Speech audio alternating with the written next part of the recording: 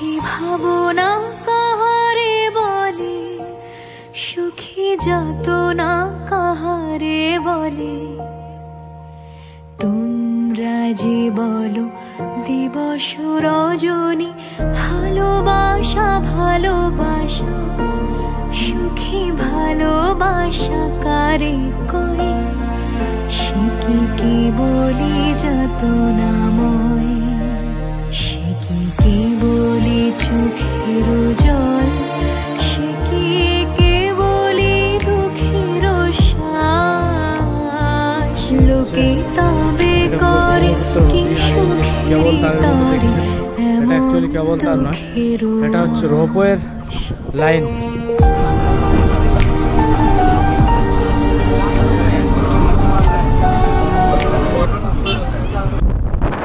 আমরা এখন চলে এসেছি উমানন্দ ঘাটে। আমরা যাচ্ছি উমানন্দ যে মন্দির রয়েছে ব্রহ্মপুত্র মাঝখানে, সেই নদীর মাঝখানে।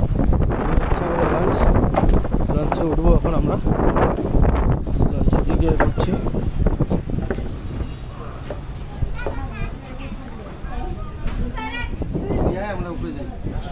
টিকিট নিয়েছে, উপরের দিকে যাচ্ছি। এই হচ্ছে পুরো ব্রহ্মপুত্র নদী। ব্রহ্মপুত্র নদীর জল কোনো সময় পরিষ্কার আমরা বরাবরই গলা জল আর ভয়ঙ্কর রূপ নিয়ে থাকে।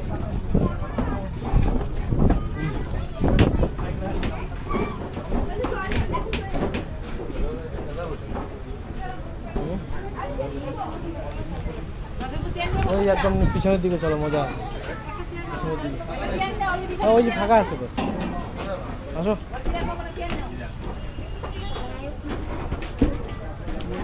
এই তো ফাঁকা আছে।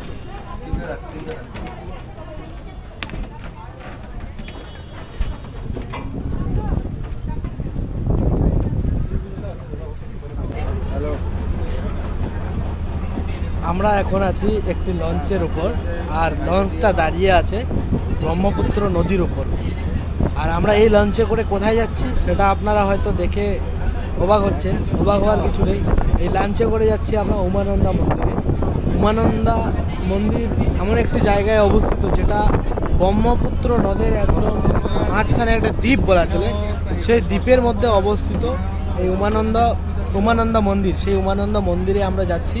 আর উমানন্দা মন্দিরে যেতে হলে কিন্তু আপনাদের একমাত্র ভরসা লঞ্চ ছাড়া কিন্তু আপনারা অন্য কিছুতে আপনারা যেতে পারবেন না। আরেকটা জিনিস আছে এখানে রোপওয়েটা কিন্তু উমানন্দা মন্দিরের উপর থেকে যায়। তো সেক্ষেত্রে কিন্তু রোপওয়ে কিন্তু উমানন্দা মন্দিরে দাঁড়ায় না। আপনাদের যদি উমানন্দা মন্দির দেখতে হয় তো আপনাদের কিন্তু এই লঞ্চে করে উমানন্দা মন্দিরে যেতে হবে। আর উমানন্দা মন্দির আপনাদের দেখিয়ে দিচ্ছি। এই দ্বীপটা যে দেখা যাচ্ছে, এই দ্বীপটাই হচ্ছে উমানন্দা মন্দির। তো এখান থেকে এই একটা বেসরকারি লঞ্চে করে আমরা যাচ্ছি। আর এই লঞ্চে এক জনপ্রতি এইখানে অনেকেই রয়েছে দেখতে পাচ্ছেন। আর এই লঞ্চে জনপ্রতি এক একজনের ভাড়া হচ্ছে 100 টাকা করে। যেহেতু সরকারি লঞ্চে ভাড়া অনেকটাই কম রয়েছে, 40 টাকার মতো, এই 15 থেকে 40 টাকার মতো এরকমই একটা আনুমানিক রেট রয়েছে। তো এই হচ্ছে ব্যাপার। আমরা এখন যাচ্ছি এই বেসরকারি একটি লঞ্চে করে। আর ওখানে গিয়ে ওখানকার যে প্রাকৃতিক সৌন্দর্য বা ওখানে দেখার মতো কি কি রয়েছে সমস্ত কিছু আপনাদেরকে তুলে দেখাবো। আপনারা এই ব্লগটা, এই সিরিজটা, পুরো নর্থ ইস্ট সিরিজটা আপনারা সম্পূর্ণ দেখবেন। আর ভিডিওগুলি অনেক বড় হয়ে যাচ্ছে, যার জন্য ভিডিওগুলি কিন্তু পার্টে পার্টে আসবে। অনেকগুলো পার্ট করে দেবো, 2-3টি ভাগে। ভিডিওগুলো কোথায় শেষ করব, কোথায় শুরু করব সেই বিষয়ে কিন্তু কিছু আমি নিজেও ভাবতে পারছি না। তাই ভিডিওগুলো অন্যান্য পার্টে আসবে, আপনারা সাথে থাকবেন আর সঙ্গে থাকবেন। আর এই নর্থ ইস্ট সিরিজে আরও কিছু অসাধারণ জায়গা, সেই জায়গাগুলো আপনাদের নিয়ে যাবো, আপনারা সঙ্গে থাকবেন।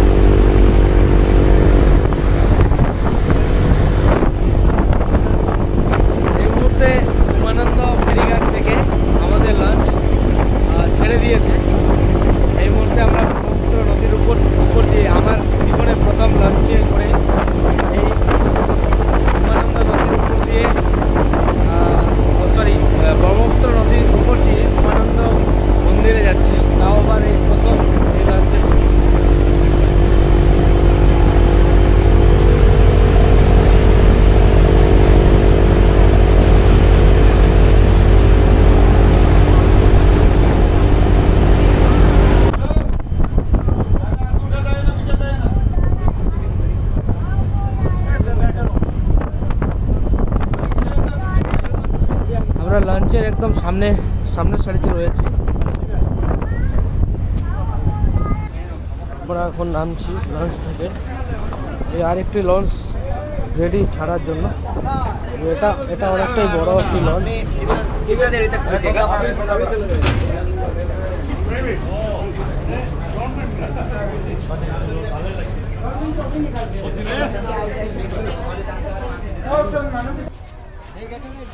এই উমানন্দর এই হচ্ছে গেট, প্রথম গেট।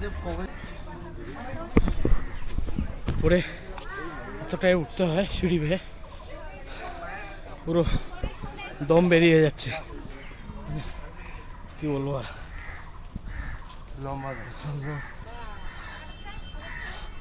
অনেকটাই উপরে উঠতে হয়, কারণ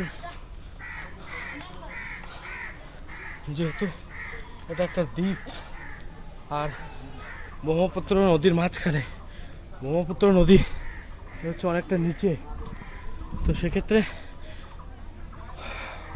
সিঁড়ি বয়ে উপরে আসতে হয়। এই মন্দিরের কিন্তু এরকম একটা দ্বীপে এই অসাধারণ সুন্দর এবং খুব জাগ্রত এই মন্দির জানা যায়। খুব সুন্দর পরিবেশের মধ্যে এই মন্দির অবস্থিত। বহু পুণ্যার্থী এখানে আসে প্রত্যেক দিন এবং প্রত্যেকটা মুহূর্ত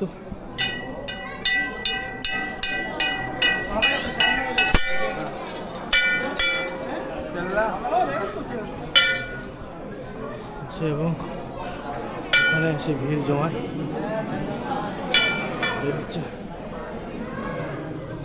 উমানন্দ মন্দির।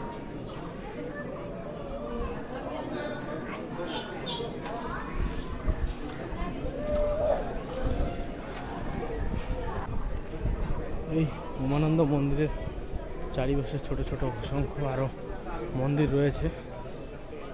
এটা হচ্ছে মহাকাল মন্দির এবং এখান থেকে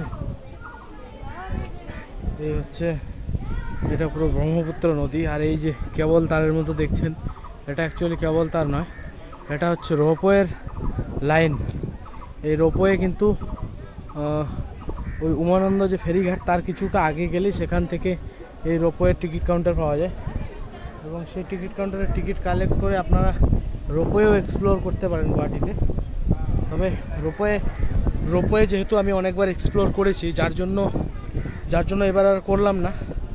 আর লঞ্চে করে এই ব্রহ্মপুত্রের উপর দিয়ে এখানে মানে উমানন্দ ঘাটে কখনো আসা হয়নি, আর উমানন্দ মন্দিরও কখনো আসা হয়নি, যার জন্য আমি প্রথমে চয়েস করে নিয়েছিলাম লঞ্চে করে উমানন্দ ঘাটে যাব, সেখানে গিয়ে সেখানকার পরিবেশটাকে উপভোগ করব আর লাঞ্চের এক্সপিরিয়েন্সটা নিব। জীবনে প্রথমবার এই ফার্স্ট টাইম লাঞ্চে উঠলাম। এটা হচ্ছে উমানন্দ মন্দিরের ব্যাক সাইড, আর আমরা এই মুহূর্তে ব্যাক সাইডে দাঁড়িয়ে রয়েছি। খুব সুন্দর হাওয়া বইছে, আর এখানে মানে শীতল হাওয়ায় পুরো মন একদম শান্ত হয়ে যাচ্ছে। অসাধারণ একটা পরিবেশের মধ্যে এই দ্বীপের মধ্যে একটা সুন্দর মন্দির।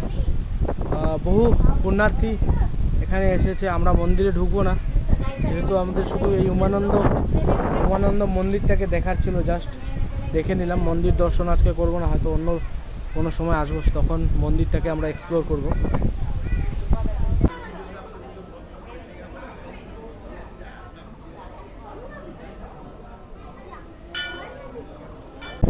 এখানে সত্যি বলতে গেলে মানে কি বলবো আর, এখানে 1 ঘন্টার মতো এখানে শুয়েছিলাম, আর শুয়ে এতটাই মানে শান্তি লাগলো, সেই শান্তিটার অন্য কোথাও খুঁজে পাওয়া যাবে কিনা জানি না। তো এখানে 1 ঘন্টা রেস্ট নেওয়ার পর আমরা আবার বেরিয়ে যাচ্ছি। তো আজকের এই ভিডিওটা এখানে শেষ করছি, কারণ কন্টেন্ট অনেক বড় হয়ে যাচ্ছে। এই এপিসোডটাই অলরেডি 2টো এপিসোডে আসছে। এর আগের এপিসোড একটা দেখেছেন, এটা একটা এপিসোড, 2টো এপিসোডে আসছে। তো যার জন্য আর ভিডিও বেশি দীর্ঘায়িত করলাম না। তো চলুন, আপনারা সকলে ভালো থাকবেন, সুস্থ থাকবেন, আর আমার চ্যানেলটির পাশে থাকবেন। আর যারা এখনও সাবস্ক্রাইব করেননি, প্লিজ একবার একটা সাবস্ক্রাইব করে দিন, জাস্ট একটা সাবস্ক্রাইব করে দিয়ে পাশে থাকবেন। আর পাশে থাকা বেল আইকন নোটিফিকেশন বাটনটি ট্যাপ করে অল করে রাখবেন, যাতে নতুন নতুন ভিডিও আসা মাত্রই আপনাদের কাছে পৌঁছায়। চলুন, আবার একটা নতুন কোনো কন্টেন্ট নিয়ে আপনাদের সামনে আসছি এই নর্থ ইস্ট সিরিজে।